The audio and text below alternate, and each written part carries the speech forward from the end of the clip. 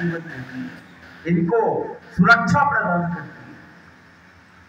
और बड़ा गर्व है, हमने शक्तियों को, हम दुनिया में एकमात्र ऐसा देश है जिन्होंने शक्तियों को प्रत्यक्ष पाया है।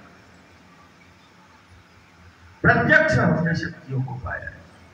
हम तो आज दुनिया को बोलते हैं कि देखो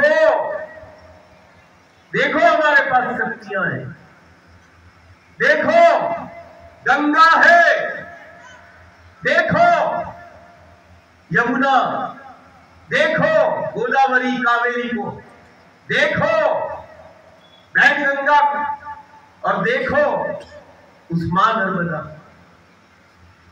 दुनिया के लिए ये नदियां हैं और दुनिया कहती है ये नदियों का देश है, और हम कहते हैं ये शक्तियों का देश है जिसमें शक्तियों का प्रकटीकरण हुआ।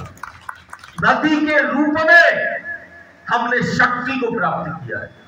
गंगा, नर्मदा, गोदावरी, कावेरी, गंगा, ये नदियां नहीं, ये शक्तियां हैं। ये वही शक्तियां हैं जो हमें जीवन प्रदान करती है। ये वही शक्तियां हैं जो हमें भयमुक्त जीवन प्रदान करती है। ये वही नदियों के रूप में जिसको हम देख रहे हैं, ये वही शक्तियां हैं जो हमें कई प्रकार के संक्रमण और आपदा और संकटों के दौर में हमारे कुल और वंश की सुरक्षा प्रदान करती है, हमारे गांव नगर को सुरक्षा प्रदान करती है। नदी के रूप में हमने भगवती को पाया, नदी के रूप में हमने वो शक्ति को पाया है। बहता हुआ पानी नहीं,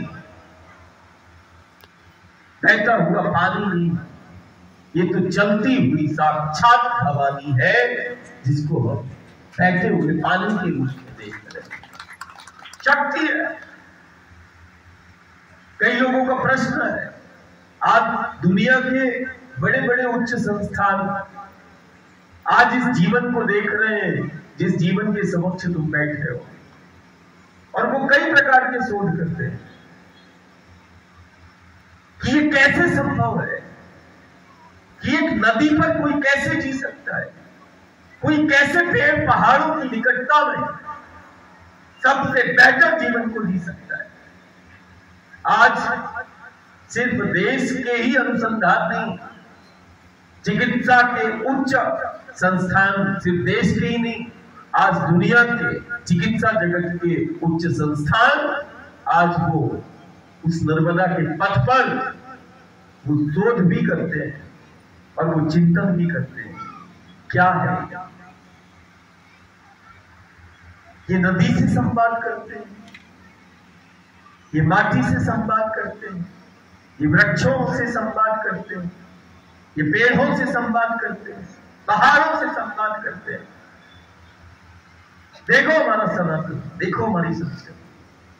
एक तरफ नदी के रूप में भी हमने भगवती को हमने पाया, और हम ही है दुनिया में, हम तो इस धरती को माटी के रूप, माटी को भी मां के रूप में पूछते हैं और कहते हैं कि परमात्मा ईश्वर अवतार लेता है।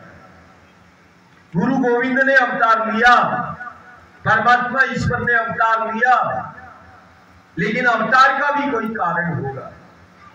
युग और सदी साक्षी है, परमात्मा ईश्वर अवतार लेता है, लेकिन अवतार लेकर वो लीला भी करता है, और उसने लीला की, और वही परमात्मा ईश्वर की लीला करते हुए वो बोध कराता है और वो बताता है आने का कारण। अवतार का कारण है ये धरा,